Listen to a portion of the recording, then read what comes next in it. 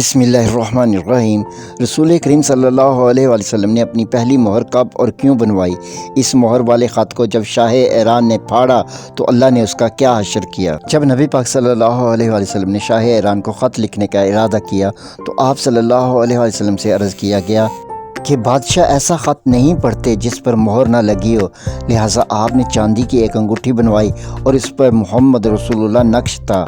अब्दुल्ला बिन अब्बास से रवायत है कि रसूलुल्लाह सल्लल्लाहु अलैहि वसल्लम ने अपना ख़त एक शख्स के हाथ भेजा और इसको ये हुक्म दिया कि ये ख़त बहरीन के हाकिम को दे दे। चुनांचे उसने दे दिया।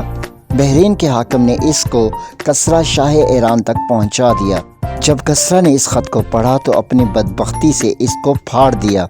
तब रसूल करीम सल्लल्लाहु अलैहि वसल्लम तक ये बात पहुंचाई गई तो आपने उसके लिए बद्दुआ दी कि अल्लाह इसके परखचे उड़ा दे। तो फिर कसरा हलाक हो गया, उसका मुल्क टूट गया।